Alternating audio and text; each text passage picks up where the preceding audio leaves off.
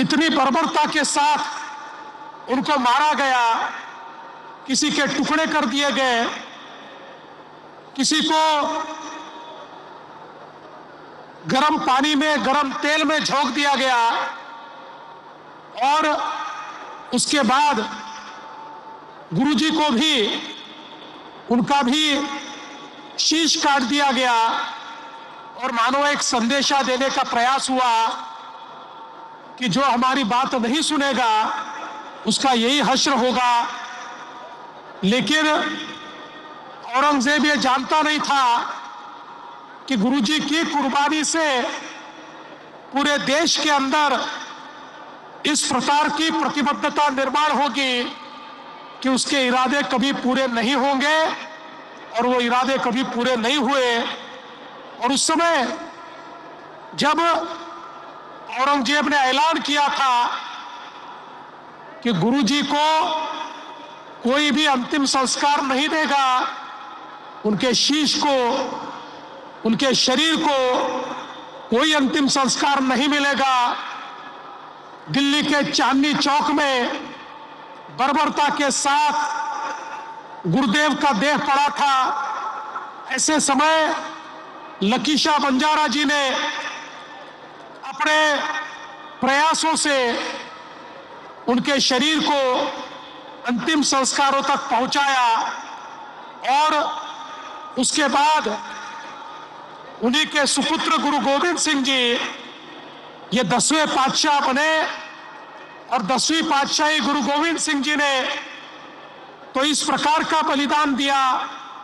हम सभी लोग जानते हैं कि उनके 2 बेटों को पहले मारा गया, उसके बाद 2 बेटों को दीवालों में चुनवा दिया गया और दीवालों में चुनवाने के बावजूद न बेटों ने हार मानी, न गुरुजी ने हार मानी।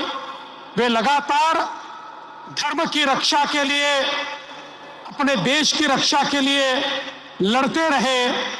इसलिए ये जो हमारा इतिहास है, ये बहुत वीरता का इतिहास है, शौर्य का इतिहास है। और ये इतिहास केवल सिख पंथ तक, सिखों तक सीमित नहीं होना चाहिए। तो भारत के जन जन को यह पता होना चाहिए कि हमारे गुरुओं ने केवल सिखों के लिए बलिदान नहीं किया, समूची मानवता के लिए यह बलिदान किया है। इसीलिए इस कार्यक्रम का आयोजन हमने किया। और विशेष रूप से यह कार्यक्रम इसलिए भी अलग है कि पूरी नानक नाम लेवा संगत एक साथ इस कार्यक्रम में लाने का प्रयास हमने किया। हम सभी लोग जानते हैं, हमारे देश में जब समाज बिखरा हुआ था, ऊंच नीच जातियां, ऐसे कई बंधन हमारे समाज को तोड़ते थे, जिसके कारण हम गुलामी में जाते थे। ऐसे समय गुरु नानक देव जी ने एक निरंकार का मंत्र हमको दिया, सभी को एक साथ जोड़ने वाला। ये निरंकारी इस प्रकार का विचार, जिस विचार ने उस समय पूरे देश के अंदर अलग अलग समाजों को जोड़ने का काम किया, उसी विचार को फिर एक बार इस कार्यक्रम के माध्यम से एकत्रित लाने का प्रयास हमने किया है। चाहे वो सिख हो, सिखलिकर हो, हमारे लुभाड़ा हो, हमारे बंजारा हो, हमारा मोहयाल समाज हो, हमारा सिंधी समाज हो, सारे जितने नानक नाम लेवा समाज है, जिन जिन तक गुरु नानक देव जी का संदेशा पहुंचा और जिन्होंने गुरु नानक देव जी के विचारों को अपनाया, पूरे देश के हर प्रांत में, पूरे देश के कोने कोने में फैला हुआ ये समाज, हमारा वाल्मीकि समाज हो या अलग अलग सारे समाज, इन 9 समाजों को एकत्रित करने का काम इस कार्यक्रम के माध्यम से हमने यहाँ पर किया। और साथ में हमारे वारकरी समाज को भी जोड़ने का काम हुआ, क्योंकि बाबा जी ने अभी बताया, हमारे नामदेव जी, संत नामदेव जी, भगत नामदेव जी, ये नरसी से निकले और घुमान तक गए, और घुमान में पंजाब में उनकी समाधि बनी। और नामदेव जी ने जो विचार रखे, नामदेव जी ने जो श्लोक बताए, जो पंक्तियां बताई, जो विचार बताए, उनको गुरु ग्रंथ साहिब जी में भी बहुत महत्वपूर्ण स्थान मिला, और वो भी, उनके विचार भी गुरुवाणी में परिवर्तित हुए। इस प्रकार से महाराष्ट्र के हमारे इस विचार का और हमारे वारकरी संप्रदाय का हमारे सिख समाज के साथ एक अनूठा नाता जुड़ा। आज भी हम लोग देखते हैं, हमारे नरसी में हमारे सिख समाज के लोग आते हैं। और जैसा कि हम जानते हैं, दशम गुरु गुरु गोविंद सिंह जी ने बहुत लंबा समय इसी नांदेड़ में बिताया, और यही नांदेड़ की धरती है जो उनके कारण पवित्र हुई है। इस पवित्र नांदेड़ की धरती ने इस हमारे संबंध को, हमारे रिश्ते को बहुत मजबूत करने का काम किया।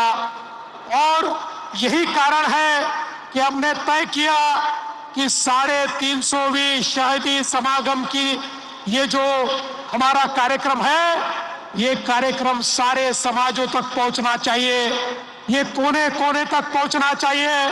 मैं धर्म जागरण के लोगों का भी आभार व्यक्त करना चाहता हूं। ये कार्यक्रम केवल एक दिन का कार्यक्रम नहीं चल रहा, ये कार्यक्रम हर गांव गांव में जाकर, ये जितने 9 समाजों की हमने बात की है, उस हर बस्ती में जाकर हर बस्ती में अलख जगाने का काम हो रहा है।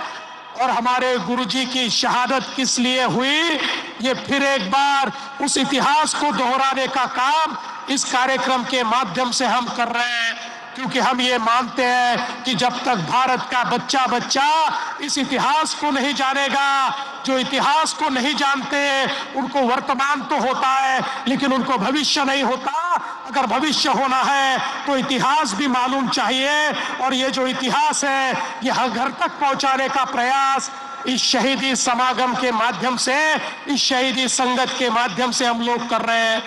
और इसीलिए महाराष्ट्र की सरकार ने यह भी निर्णय किया कि हम लोग हमारे इतिहास के पन्नों में फिर एक बार हमारे 10 गुरुओं का जो इतिहास है, उनकी शहादत का जो इतिहास है, उनके विचारों की जो विरासत है, उनकी वीरता का जो ये आलेख है, ये जन जन तक और बच्चों बच्चों तक पहुंचाएंगे।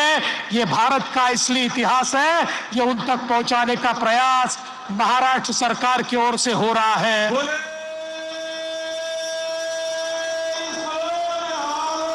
सत श्री अकाल। और मैं ये ऐलान करना चाहता हूं, ये 3 कार्यक्रम तो हम लोग कर रहे हैं। नागपुर का हुआ, यहां पर नांदेड़ साहिब में हुआ, नवी मुंबई के कार्यक्रम में तो हमारा प्रयास है कि स्वयं प्रधानमंत्री जी वहां पर पधारे। लेकिन केवल 3 कार्यक्रम करके हम रुकेंगे नहीं, तो नानक नाम लेवा संगत के माध्यम से हर घर तक हम पहुंचेंगे।